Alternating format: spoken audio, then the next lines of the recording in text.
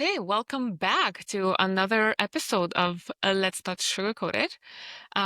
Today, we're going to be talking about attachment styles and how they affected and transformed our communication and relationship. Yeah, I think an important part of getting to know yourself, we've talked a lot about this, is in order to kind of get to where we are, one of the big things is first kind of finding out who you are, Hmm. right? And a huge piece of that was learning about our attachment styles, Yeah. right?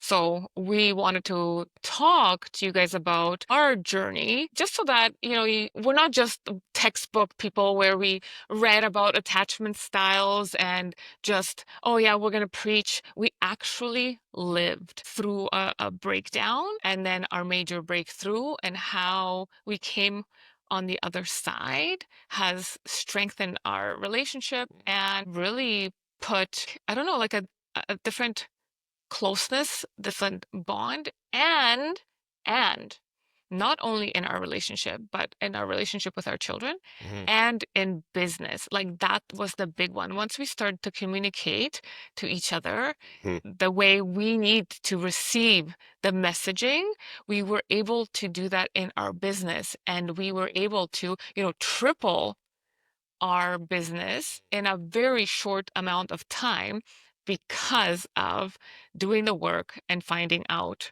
how we need to communicate with each other and how people, like, really listening Yeah. to people and reading the room. Yeah, it definitely was a tool that's enhanced Hmm. our communication, which has then, deepened our relationship. Because when, so a cool part is when you learn what your attachment style is, like I learned about being an avoidant, Hmm.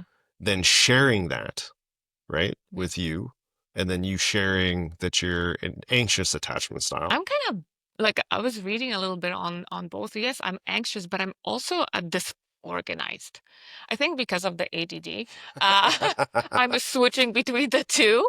But Don't tell me what to do. don't tell me what to do, but tell me what to do, but not when I need you to not tell me when. And like it's all Yes. over the place, Yeah. right? Yeah. And I think that's true. I think you're not just one. There's like a dominant, Yes. and then there'll be some sprinkling of other, Yeah. right, attachment styles Yeah. that's there. But I think the key is learning that your default way of relating Hmm. to someone is, right, this anxious way, Yeah. and that when things are good, this is what it looks like.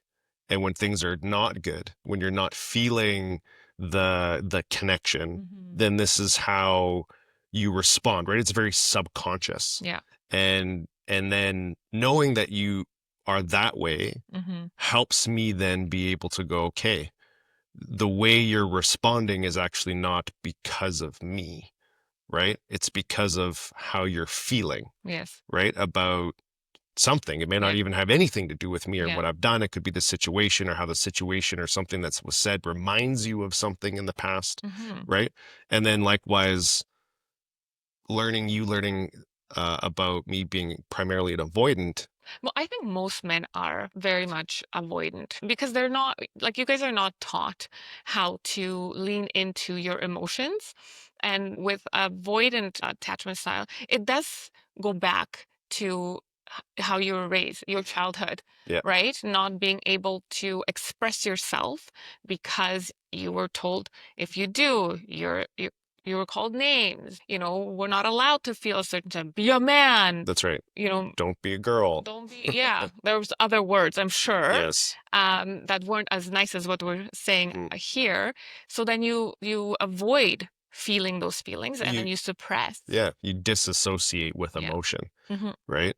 And yeah, and so your interpretation of, like, when emotions would get high, your interpretation of my reaction in those kind of high Hmm. stakes moments Yeah. was that I was being cold, or that Hmm. I didn't care, Yeah. right? I would be like, fight with Apathetic. me. Yes. Why aren't you fighting with me? Show me that you care, Hmm. right? And that's a typical anxious response. Hmm. We're wanting that. We're looking for comfort. We're looking for acknowledgments. We're looking for safety, that I can show up in this state and still feel safe and secure and seen. Hmm. But when you disconnected and you left or you just went cold, Hmm. I would poke more, and that would escalate even further Hmm. to the point it's like, I can't do this anymore. Right. Right. And then that sentence would then trigger you, that I don't like, you're not good enough. I don't Yes. want to be with you, and so on and so forth. But so let's take it back. Like, we did some when we were younger, we did landmark Yes. self-development Yeah. courses, and that kind of introduced us. This was what, 10, 15 years ago? Something. It was Something. really Yeah. early on, um, when we were in our relationship. And you've been doing this, you've been working with a transformational company that would go into big corporations and then kind of fill in the gaps where there's Yeah. They do breakdowns. transformational leadership is Yeah. essentially it. So you invited me. So you went to do this course, Yeah. this training, no idea what it was all about. And then you invited me to come and do it. And I did it because uh, I loved you, and I trusted you, but I really was like pushing and digging my heels in not to do it. And then I did go into it with a preconceived notion of what it is and what it isn't. Hmm. I didn't like the speaker. Right. Remember, I was Yeah. like, Yeah. oh my gosh, I don't know how I'm gonna sit here for 3 days, full days, like 14-hour days. Yep. It was very intense. But then it stripped all of our beliefs, and that's when we got introduced to blind spots. Yes. And for the first time ever, when we were driving to Calgary for one of those sessions or whatever, and we're having discussions, you're like, wow, or was it I that I said, I You were said, said this is the first time you ever felt like I was truly listening yes, to what you were saying. yeah. Yeah. And that was all about the move and, Hmm. getting out of where we were, Yeah. and what I wanted and what I wanted for our family, like our vision, our mission. And then we started dreaming. Yeah. Remember, we dreamt big, Hmm. and then we moved to Taiwan, and then what was it after? It, Doesn't, yeah, it was when we came back from Taiwan yeah, when we did Landmark, and then that's what kind of like got us to Kelowna, yeah, right? Was we started doing those big dreams and stuff yeah, because we really became aware of the different filters yeah, that we were listening through. yeah. So when you would speak to wanting to move, Mm-hmm. what I was listening through my filter was like, you're not happy, Yeah. right? And then I made it all about, well, everything that I do is not enough, Mm-hmm. right? Yeah. And then that became my default listening when you would bring those things up. And then through Landmark, we were able to realize, actually, if I remove these filters, I Yeah. can just listen to what it is that you're saying Yeah. and get a sense of like, it's because, this is a dream of yours and a Yeah. belief and so on. Yeah. Because we're not taught to listen through just the ears and be present. Mhm. We're not actually taught to listen, No, right? we're Just we're hear, we're born hearing. and yeah, and then our filters through our life experiences, Yeah. that's what shapes how we hear what people are saying. Mhm. And if we don't check in with that person, if we're making it always about ourselves, oh, this person is making me feel this way, we have to check ourselves and say, actually, is this about me? Mhm. Or is this about the person? Like, how deep do we go? Mhm. What is triggering me to feel that anytime my partner is not happy, it has to do with me, Mhm. right? Yeah. Because it wasn't. I mean, I was happy in our marriage or, life. My dream always, and you knew this when we first met, Mhm. that I wanted to travel. I Yeah. wanted to live abroad. And you were on board. And that's the thing is, when you're getting into a relationship, it's so important to actually listen to what the other person wants and see if it actually aligns with what it is that you want before getting any further in a relationship. Because that's a lot of the time we go, oh, we're going to change them. Oh, they're going to do this. Oh, you know what I mean? Maybe if they don't want to have kids, maybe I'll convince them to have kids. Yeah. I mean, if you're if you're not careful, Mhm. if you don't have that type of intention that you're talking about, we end up finding ourselves in relationships where it becomes like codependent, Mhm. right? So I like this person, I'm with this person because not because our dreams are aligned, not because we, want the same things in life, but you make me feel good, Mhm. right? And you make me feel, enough, or you make me feel happy. And that's great. You do want that in a relationship, but not from a dependent standpoint, Yes. because then what happens is that when your partner becomes not happy, Mhm. right? So this was another part of our Our growth, journey, yeah. is then when you were not happy, I felt like I wasn't enough, Yes. because I realized that a huge part, I was very dependent, Mhm. right? My happiness, my enoughness was Mhm. very dependent on me receiving that from you, Yes. right? And then when you expressed that you weren't happy, Mhm. then that made me feel like I was enough, even though some of your unhappiness, Mhm. if we want to call it that, had nothing to do with me, Yeah. right? Now, when you're got that independent Mhm. sense of self, Yeah. right? Then I'm not reliant Mhm. on you to be happy in order for me to be happy, right? Yes. I'm joyful, right? I'm confident Mhm. in what we're doing, where we're going in life, all those things. And if you're not in a good Good mood. mood, Oh my God. right? Yeah. Then all of a sudden I'm not feeling like, oh, it's something I did. Yesterday was a perfect example. I felt a bit of an energy from Mhm. you when we were in the kitchen, Yeah. and I just walked over instead of immediately being like, oh, what did I do or anything like that. I Or just, walking away. What did you say? right. Wanting Avoiding. to avoiding, Right. that possible uncomfortable conversation. Hmm. You leaned in and you said, "Hey, What do you need? what do I need?" And then I sat with it. I'm like, okay, this is a bid for connection and attention. It's a bit of connection. Hmm. And I said, I'm just feeling and processing a couple of things. Hmm. This is where I'm at. It had nothing to do with you.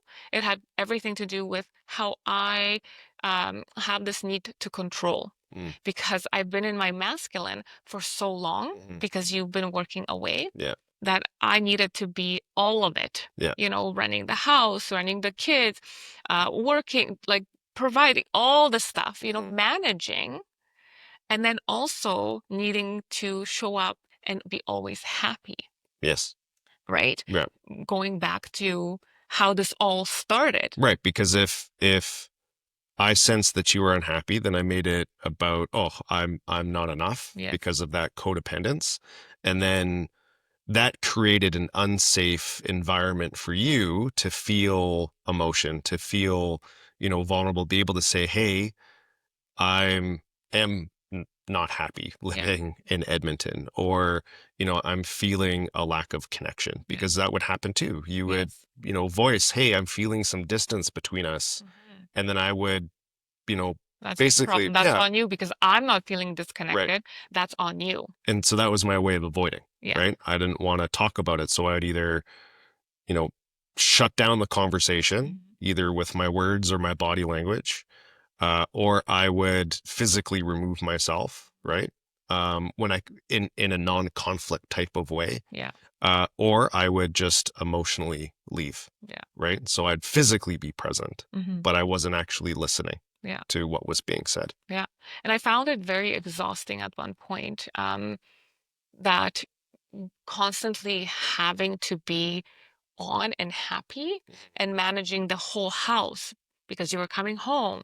So everybody in the house had to be happy and excited and nothing wrong ever. Hmm. And but at some point it started breaking down our relationship. Well, because the relationship lost some of its authenticity, Yeah. right? Because you felt like you couldn't just be like Mhm. authentically you, Yeah. because you always had to be on in a way, Yeah. right? And then, but I also, right, that we run into that Yes. cycle. Then I also felt like, well, I can't also, Because we didn't know how to have healthy conversations around like uncomfortable yeah, topics, yeah, right? absolutely. So, when somebody's feeling a certain way, instantly you'd be like, oh, it's me.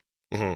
But it's like, well, no, okay, we had a traumatic event happen to us, Yep. right? Because our relationship really started breaking down after my dad passed. Yep. We had like, I can't really say that we didn't communicate properly, but we didn't. When my dad passed and then it cracked open what our relationship actually was, Yeah. it started going downhill because we were both playing a small game. We were both not communicating our needs, Mhm. and we both were feeling unheard and unseen. Yes. Yeah. So our communication challenges existed before, Yes. but that's when it really came to a head, Yeah. right? Um, yeah, and so, you know, I want to when you were talking before about, finding somebody that shares, certain uh like goals and things like that in life. That's the important part when we talked about a couple episodes ago about having like that vision, for yourself, Mm-hmm. right? What your goals are, so you get like having that clarity, and then sharing that with that other person, Mm-hmm. so you can kind of get, okay, yeah, this is I can buy into that, right? Mm-hmm. And get aligned. Um, and then it's also important to, yeah, learn about who you are. Yeah. And attachment styles was a huge one for us. Yeah. And that growth bit, as we're reflecting back on like the landmark journey we went Mm-hmm. on, that helped a lot. But then what we found was, because we hear this in a lot of people, "Oh, I've done the work," Yeah. as if it's as if it's a destination, Yeah. right? Oh, I've had a transformation. I'm better than who I used to be. And we actually were those people, We were. right? And that's what is a contributing factor Mm-hmm. to our breakdown, because we did the work and then we stopped Mm-hmm. because we felt enlightened, Yeah. right? Transformed, we saw ourselves differently, and we did. It was fantastic, but we didn't continue the journey, No. right? Yeah.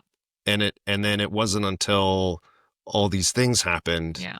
that all of a sudden it was like, okay, we need to go back to looking in the mirror again, and go back onto that, Yeah. looking at the deep dark parts of ourselves, not each other, Yeah. because we're really good as a species to look at what's wrong with With other people. yeah. And we're Or really, circumstances yeah. or situations or, external factors. We allow them to dictate how we feel and what we do instead of like it coming and sourcing it from within us. Hmm. And yeah, I just remember, when our journey started, like when my dad passed, I went into counseling right Hmm. away. And well, I started doing the work again. Hmm. I didn't know that it was going to lead me down the path of such tremendous growth Hmm.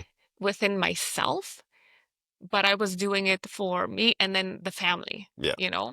And as we were going and you weren't on that train No, because I was in a you're the problem, phase. right? Yeah. So everybody and everything was the issue, not me. Yeah. Yeah. Yeah.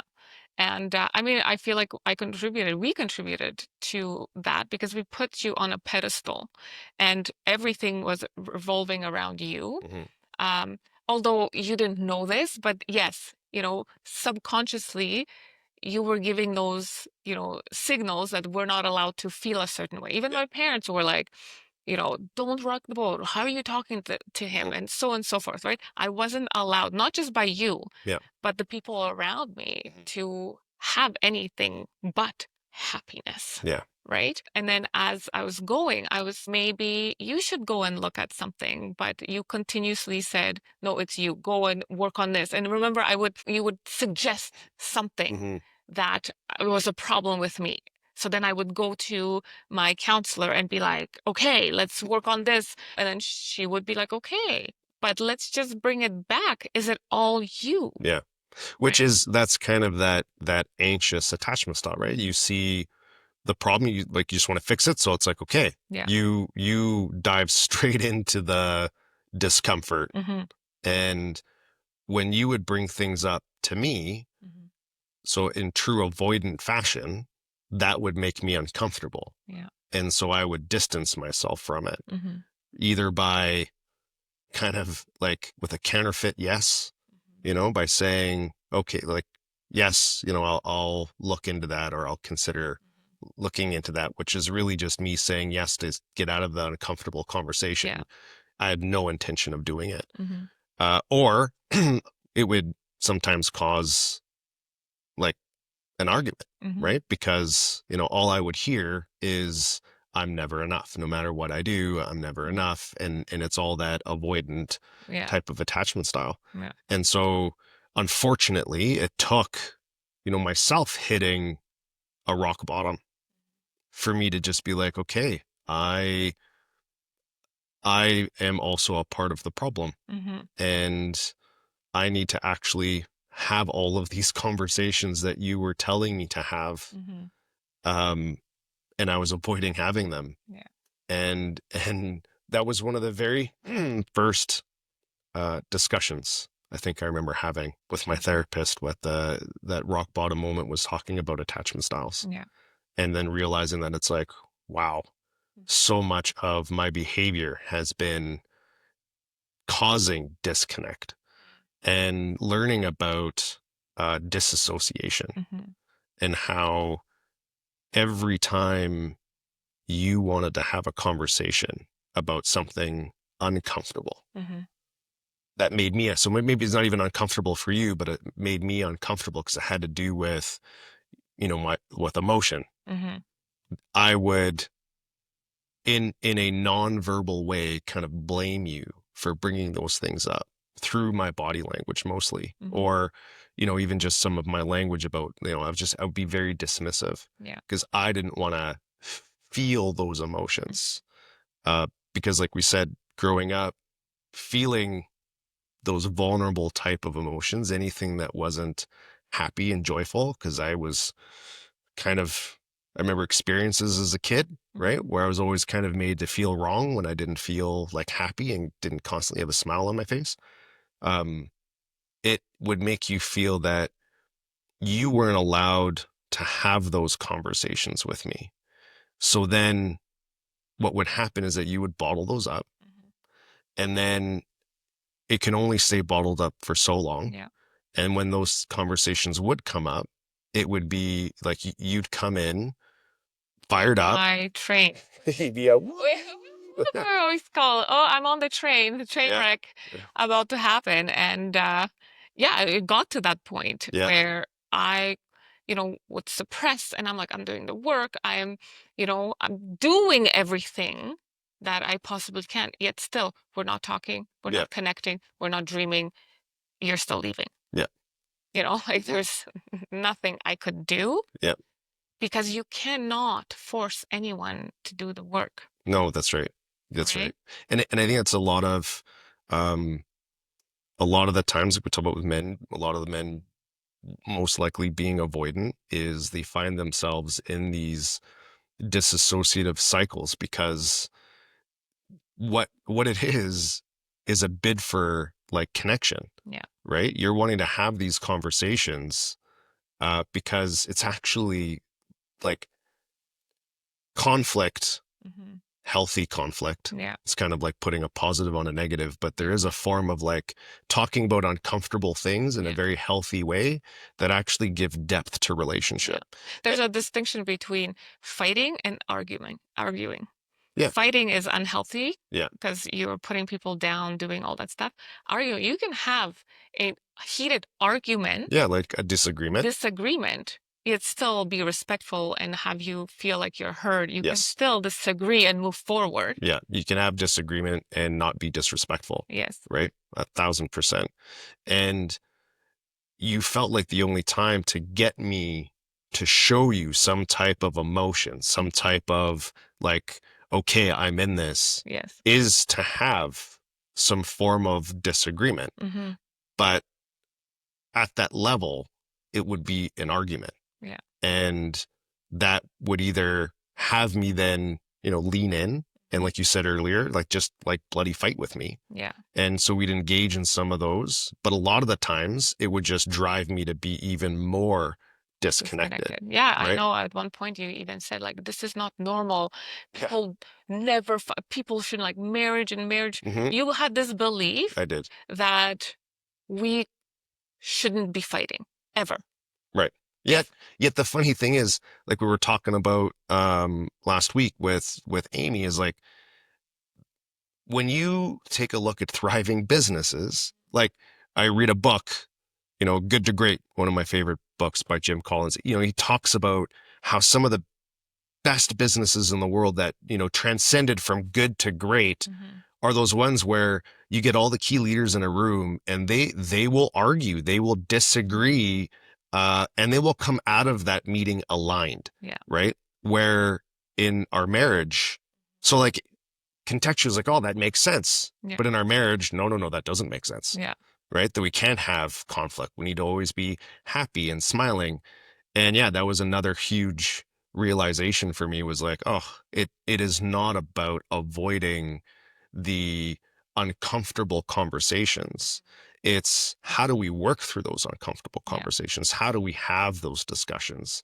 And again, this was one of those key tools of realizing that, okay, being an avoidant is not a healthy Hmm. way of dealing with emotion. So I need to own the avoidant part, Yeah. and the anxious part. There's parts of that are not healthy. Yes. And so we're able to talk to each other about the goods and the bads Yeah. of each attachment style, and then work on them independently, but then also interdependently, where we support each other. Yeah. Right. So we have this, it's almost like a code word, right? The train, That's right. right? When the anxious part, and then for me, it's all about leaning in, Yes. right? So my phrase for avoiding was always like, okay, the opposite of avoiding is to lean in. Hmm. And I remember when I started to learn those things, some of the very first conversations that we started having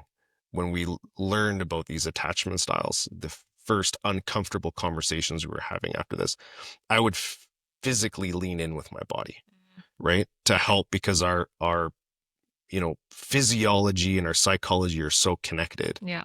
where when I'd feel the habit of wanting to disconnect emotionally from the conversation, I would physically lean in closer to you, Yeah. right? To help remind myself, no, I need to lean into this. I Hmm. need to lean into this. Yeah. No, and I saw the work. I saw you leaning in, and what that provided.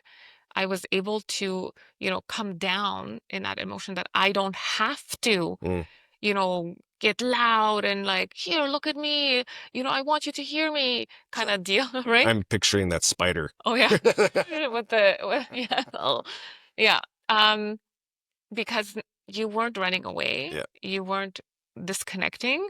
And I was like, oh wait, he is actually listening. And it provided that safety and security that I was longing for, Mhm. which I wasn't given because it was unsafe for me to have any other emotions but Mhm. that, Yeah. right? So that really shifted. And that's what really brought us together Hmm. because, like, to be honest, like, our marriage fell apart. Yeah. Like, you left, we separated, and then no contact for 2 weeks. Hmm. And then you came back Hmm. and you're like, holy shit, I need to own some shit. Yeah. Yeah. Right? And it took a while for me to start trusting that this is what you wanted, Hmm. but it wasn't through the words, it was through the action. Right. That's the key, Yep.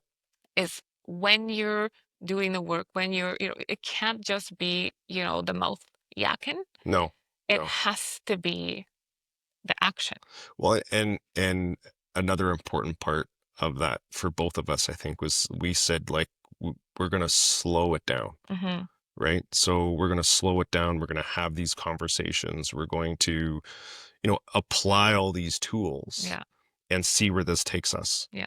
And so, I think that's a really, I'm thinking about it right now. It's kind of like a little aha moment for me, because through that bit of slowing it down, we really got to apply the tools, Hmm. right? Really well, and kind of, rebuild Yeah. a foundation, instead of just jumping all right back in and running the risk of everything just going back to the way that it was, Yeah. which means that all the parts that weren't working would Mhm. have still been there, Yeah. right? We would have rushed back in and almost like pretended like things Exactly. were fine again. Yeah. And we didn't allow ourselves to do that. We really faced a lot of, I'll keep saying, the uncomfort, the discomfort Mhm. head on, Yeah. and had lots of conversations applying what we learned. And not every conversation went well No. every single time. And I think that's an important part of when we talk about slowing it down, doing the work, learning some of these tools, is nothing changes Mhm. like that. Yeah. It takes time to apply, and Mhm. I would say it's not a light switch, No. right? It's like a dimmer that slowly You may turns. have the aha Yeah, and then the insight. the insight, but then putting into practice takes work. And that's where the work is, right? Is like creating those new habits, those new neural pathways of how we respond, how we, communicate. And I remember you were suggesting we go into couples counseling, Hmm. but I said no at the beginning. I said we need to work on ourselves That, first. yeah, If you're not healing and I'm not healing, that's right. there's nothing really to come back to Yeah, at that particular moment, yeah. because the healing has to, you can still heal and be in a relationship, but you need to first look at yourself and face your own shit, That's right. right? Then come to the table and say, okay, Hmm. I'm owning this. Yeah. I'm owning this. Let's create something new. And that's where the solid foundation Hmm. is. Without that, like you said, rushing in, doing the things, like it would never have worked. No. Even when you mention about couples therapy, Hmm. it was so important that we did the process the way that we did. Hmm. So working on ourselves, Yes. owning our, and regardless of whether, I mean, it's just owning. So Yes. no blaming, no pointing fingers, just owning. Because if you don't go through that process and almost kind of build like that habit in a Yeah. way where you're looking inwardly, even if you genuinely believe that your contribution is Hmm. only like 1%, Yeah. own that 1% Yeah. fully. Own that 1%, 100%. That's where the transformation lies. Then when we got to couples therapy, we were able to not fall into a blame game, because I Yes. think that that's why couples therapy sometimes doesn't work, is because couples haven't grown or transformed that blaming game. Yeah. So they're still in there hoping that the therapist is going to help them, Side with, right, side with right? one of them, or help point out, see, I told you were wrong. Yeah. And that's not where the growth lies. Yeah. It doesn't lie there at all. Mm-mm. It's like, I think of it sometimes, it's almost like we're like a, you know, trifecta of, Mm. therapy, because you've got your therapist that's there, that's, trained to, listen for Mhm. things that are maybe need to be said that are not being said. Yeah. But then the conversations that we have in that setting is Hmm. also very powerful, because we've done the work. And so we're able to, own certain parts of our Yeah. conversation, but also have certain conversations that we wouldn't be able to have if we didn't do that work. Yeah. Yeah. Because, when you're working on yourself, you're going to be challenged by your therapist or whoever Yeah. you're working with. If you have, sorry, if you have someone that is constantly just siding with you, change therapists. Hmm. I mean, we do sometimes look, I interviewed three different people, Yeah. and the person I ended up with is my person. Yeah. She holds me to account. She um, makes me question some of my thought processes. And then she also, reminds me sometimes, because, sometimes I take the blame, Yeah. and she'd be like, well, hold up. I don't think that's yours to carry, Yeah. because that's what we do sometimes as women. We just want to, nurture and be like, okay, everything is fine, and take on the blame, take on Hmm. the, feelings of the whole family. But she was really good at, pointing certain things out. It's like, actually, I don't think that's you. I don't think that's yours to carry. Hmm. And I think you had that realization as well too, because when you came back, you did like an intensive, whatever, you came home with journals, and then you Yeah. started presenting. everything that you've Yeah, had mm, aha moments. that's right. Yeah. Yeah, talking to you about realizations that I had, Hmm. um, and yeah, doing whatever I could to let you know that it wasn't all your fault, Hmm. right? That, I realized that there was things that you knew Hmm. that I didn't, right? Like you knew that you were feeling blamed and that you weren't feeling like you had a safe and secure space to just be you. Because sometimes just being you, Hmm. not just you, but like just being a human Yeah. means feeling crappy, Yeah. right? And when you are in your own home with a person and you don't feel like you can just be you, even in those moments where you're, sad or, maybe, not just feeling like blah, Yeah. you know, then I'm just having like this aha moment as well as we're talking. When my dad passed, you said that, one of the things that really pulled you away was the fact that I wouldn't come and cry, yes. and that you felt like you weren't there to console me, and Mhm. like I didn't need you. Yeah. And I'm having this moment, it's like I was never safe Yeah. to feel any other emotion but okay and happy. Mhm. So coming to you with this type of emotion, I think it didn't just feel safe for me. I didn't want to burden you because you were like a person that needed everyone to be Mhm. happy, Yeah. right? So yeah, it wasn't just the fact that you were my safe space, that I needed. Like, remember you touched me and I would break down. Yeah. So then I would say, don't touch me because I didn't want to break down in front of you, Hmm. right? Because I didn't want to show you this emotion. Right. And so learning about my contribution to creating this environment, Hmm. a huge part of that was working on, okay, I need to work on creating a safe space for you to feel, Hmm. vulnerable. Yeah. And part of your learning too was to do the same, Yes. right? To create a safe space, for me to feel, vulnerable as well. Because feeling all these vulnerable emotions Yeah. externally, not keeping them to myself, was a very unsafe feeling for me. It was something very, very new Yeah. to express, Hmm. right? That level of vulnerability. And so, yeah, it was this constant feeling of huge tension on the inside when we were applying what we were learning. Like for me, my Yeah. experience, and every like molecule, every cell in my body would want to just like convince me to not lean into and have these certain conversations, Hmm. right? And yet every time we had them, Hmm. I felt closer to you. Hmm. Every time we worked through it, and not just like survived Yeah. the conversation, but actually like I really worked on not just being present Hmm. and leaning in, physically present, but also being present and really trying to understand where you're coming from. Hmm.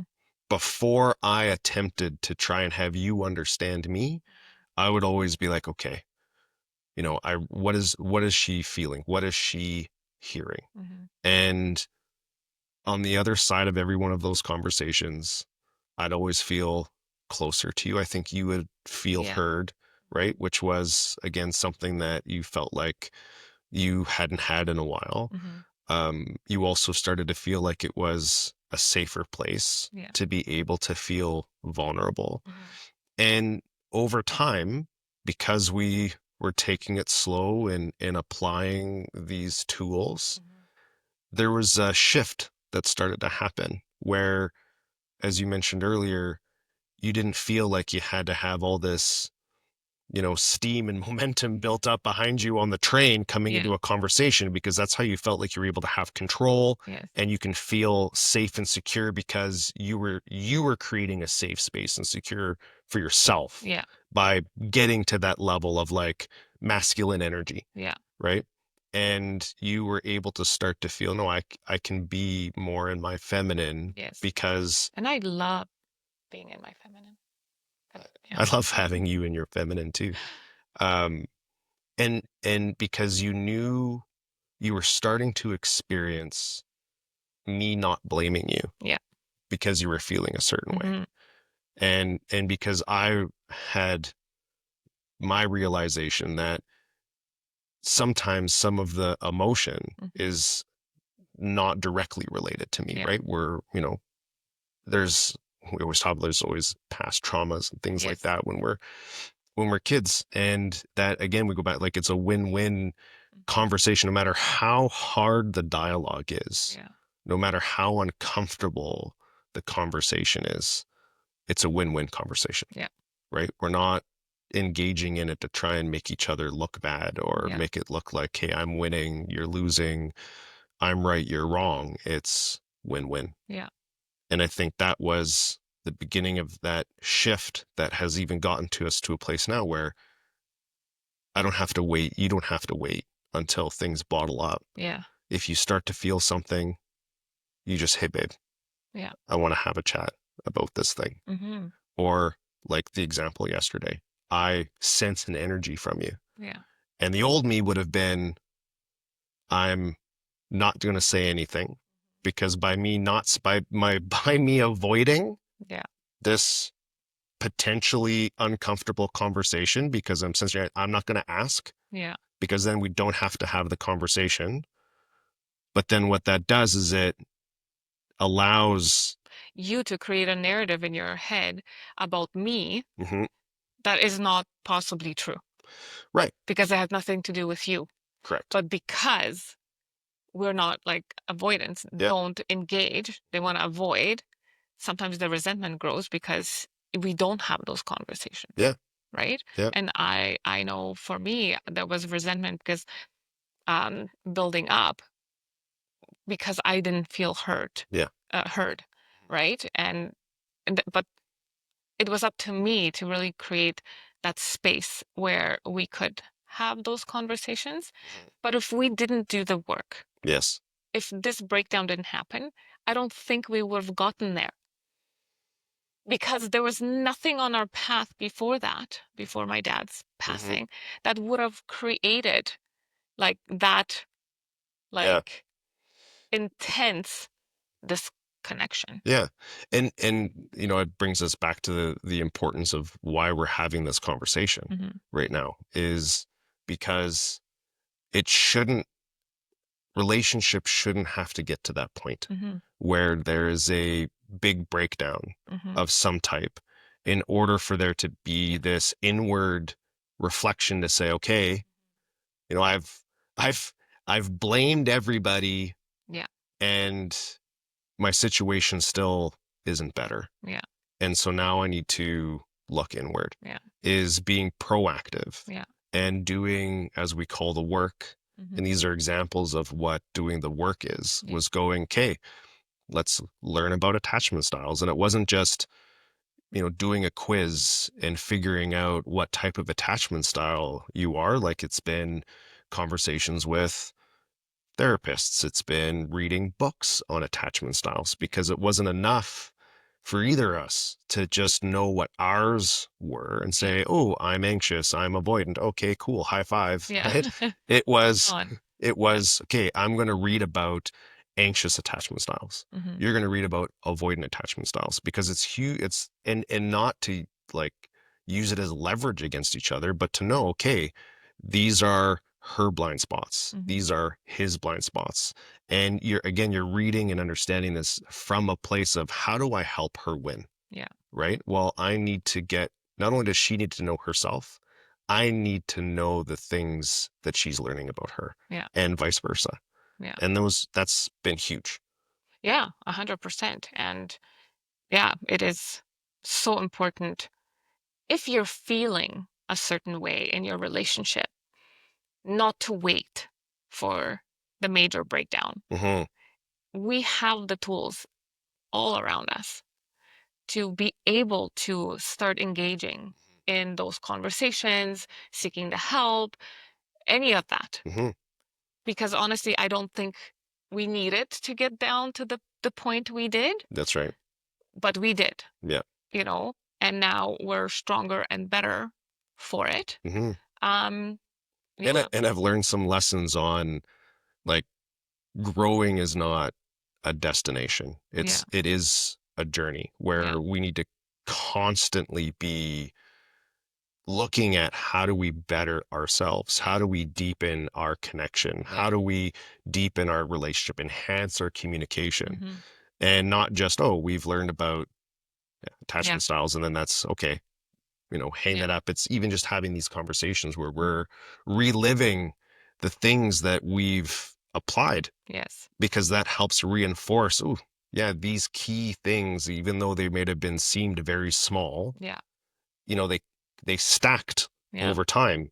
And that's what has helped give us the stronger foundation. yeah. And that we need to continue to practice those things as we also look to new things to bring in and apply. Yeah. Yeah, and that's why we run workshops on these type of things as Mhm. well. We work with couples who are struggling to, get their shit together. Yeah. In especially entrepreneur couples Mhm. who are working constantly together. So it's easy to like get ingrained in the life things, the Yes. business, whatever. And then at some point you wake up and you're like, holy shit, who is this person next to me? Mhm. Why am I feeling this way? Yeah. So yeah, we do have some workshop coming up, so stay tuned. Hmm. So let's just go over because we've been talking about our attachment styles, which is the avoidant and then the anxious. There is also the secure Yep. attachment, which and people who are doing the work, they're more of a secure attachment style because they've done the work. Yeah. And then the disorganized. Right. So I encourage everyone to really look up and see which attachment style you fit in and how is it coming up in your relationships, Yeah. not just at home, but at work, Yes. because we bring our attachment styles with us, Hmm. right? Oh yeah. Yeah. I mean, I also seen how my avoidant attachment style shows up in business, Hmm. right? As well. Or in finances or in, right, things that make me uncomfortable. Hmm. My default setting was Avoid. avoid, Hmm. right? And that could be something as easy as just like a distraction, Yeah. right? Oh, I'll get to this later. Hmm. I'm gonna go do this now because really what that is I don't want to deal with this uncomfortable thing, Hmm. right? I'll deal with the uncomfortable thing when I feel comfortable dealing with it, Yes. which means you never deal Never with gonna deal with it. it, Yeah. right?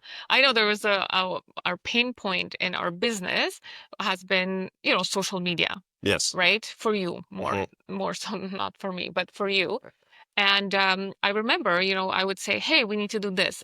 And you're like, "Yeah, yeah, we'll get to it." And then you would start cooking dinner, mowing the lawn. Like Yeah. that is a classic avoidant. Yeah. There was no there was no conflict Right. and you were doing all the right things for you, Right. but not the right Yeah. things for me. Well, and that's the thing is like our our Yeah. our subconscious is so powerful that it seemed logical to me, Yeah. right? Oh, I've got these things that I need to take care of, and when I'm done that, then when I have time to do that, I'll do it. Yeah. But it was really my subconscious making sure that I stay comfortable. Yes. And this is an important part of, right, we always say doing the work Yeah. because um our brain isn't always on our side, Hmm.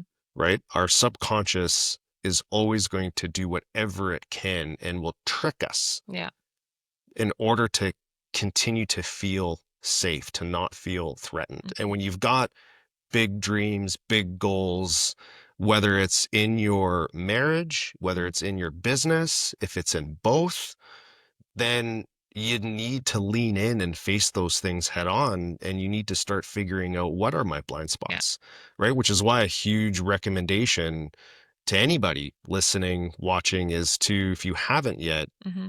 learn about attachment styles because it's one of many tools Hmm. that has really helped us, not just in our relationship, but relationships with others in Yeah. business.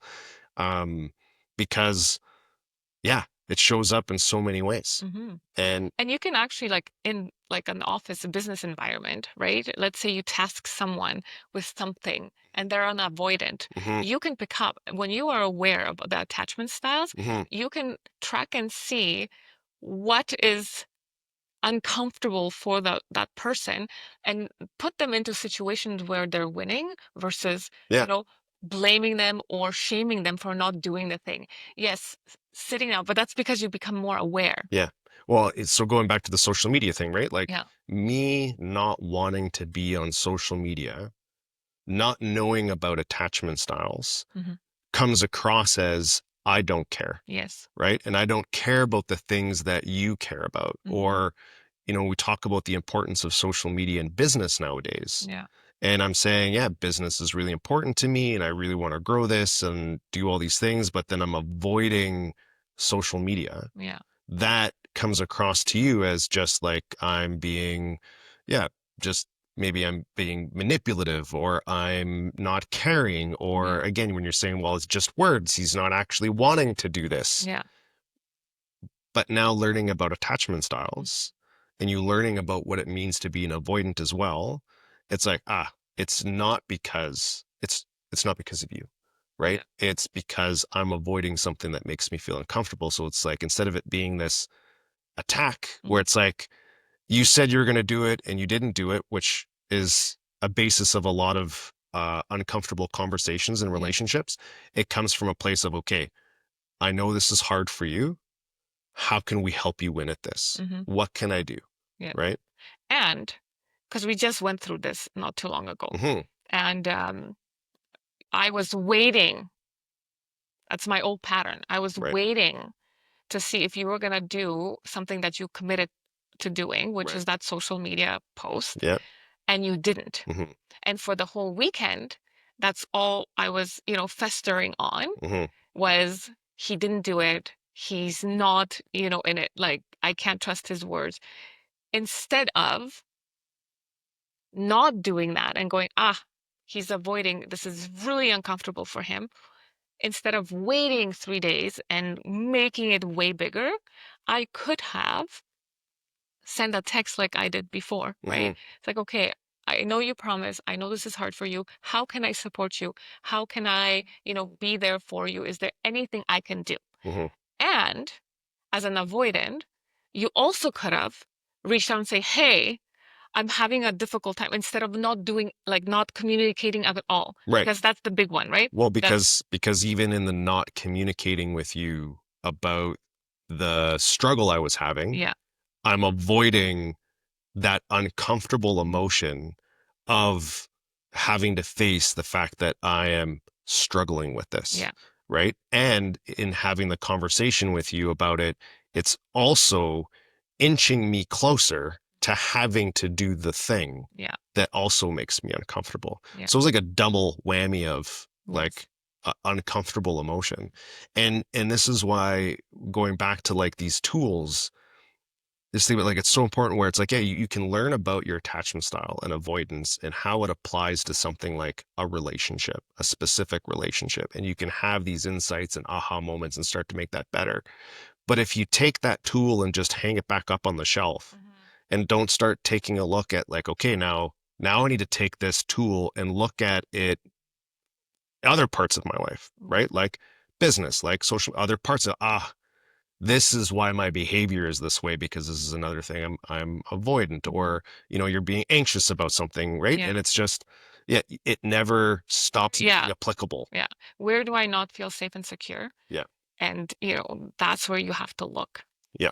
and why it's giving me that, I need like that momentum for me. Hmm. It's like, okay, I get these like Got to be in moments, I control. gotta be in control, control, control, control, because I need to create this environment for myself because Yes. nobody else is gonna create this for me. I have Yeah. all that emotion. That's where we're really leaning in. And it's gonna be messy, Oh, right? And I mean, all you can do is acknowledge the mess. yes.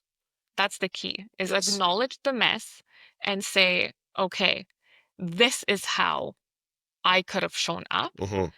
And it also you could have done this to make me not feel so anxious, Yes. right? Like that whole social Yeah, yeah. media, instead of waiting the 3 days and That's then me right. asking you. And then that was more like it was already a buildup because I'm like, you didn't mention anything. You don't care. I was like, Mm. okay, why are we here? Yeah, feeding you more information makes you less like, Anxious. yeah, Yeah. yeah. For me, it's like dealing on that, and that also builds the connection because then Mm, you trust me with your emotions. that's right. You come to me with your struggles because I've come to you with my struggles and you were there and so on and so forth. But then how are we supposed to connect on a deeper level when I know nothing about you and your struggles? Because That's we found out so much about each other. We've been almost 20 years together and we're still learning things about each other mhm. that we haven't like asked actually because we Yeah. didn't communicate Hmm. properly. That's right. We let things just sit there and then resentment grew and that codepend Yeah. codependency, Yeah. right? I was waiting for you to take me and do these things That's right. instead of just sitting in my own and be like, I can create this for myself. That's right. Yeah. You are enough Yes. to create all the things for yourself, Yeah. and you don't need anybody to do that for you. Yeah. And that's that path of going from dependent to independent, right? A Mhm. huge part of that was like reparenting. Yes. When you spend time, right, with your inner child Hmm. and kind of, showing up for yourself Yeah. in a way that you wish someone had shown up for you when you Yeah. were younger. And that helps build that strength and security in Hmm. yourself Yeah. that I am enough. Yeah. And when you get to that place of independence, then you come from a real strong Mhm. aspect for that interdependence, Yeah. right? Where now it's win-win. Because before, when it's dependent, it's win-lose, Yeah. right? There's no win-win conversations, there's Yeah. no win-win behaviors, unless everything is fine. Yes. Then it's like, okay, then we can be, right, fine. Friends. Yeah. But when struggle happens, Yeah. which is, really that's where growth happens, Yeah. then it's win-lose. Yeah. And we're now on our win-win Yeah, path. we definitely are. And then also, when we were doing the work, I realized that I was taking myself because I wasn't doing the work because I was, well, young, first boyfriend at 17 for 8.5 years. I brought that piece of me Mm, to all the other relationships I had, including this one, mm-hmm. right? Never feeling heard, never feeling seen. Rah, rah, rah. I'm going to make noise. I'm going to do my spider dance. And because I wasn't healed, Right. right? Just like you. When Yeah. you were leaving, I told you, I'm like, I feel like you need to do the work. Yeah. So you do not bring what you've brought to our relationship Mm-hmm. to your new one, Mm-hmm. right? And that's what I did too. Yeah. We all do it unless we actually sit down with somebody and open up Yeah. and look at our shadow parts. Mm-hmm. With light, there's shadow. Yep. There's, you have to really tune into the like whole you. Like you need to always be looking at your dark sides and accept those parts. Because we've all lied, we've all done things we're not proud of, and we don't deal with, like, we hide them away. Yep. And it's like, well, but that's what makes you you right now because you did those things. And those are the parts of you that will make you stronger. Yes. And so that's the perspective Mhm. shift, is instead of trying to hide from others Yeah. the shadow parts Mhm. of yourself, the things that you believe about you that maybe make you feel, shameful or just not good, Yeah. is facing those, because it's when you face them head on that you own them, not them own Mhm. you. And that's where you can start to shift those Yeah. things. And that's where a lot of that strength and power Yeah. comes from.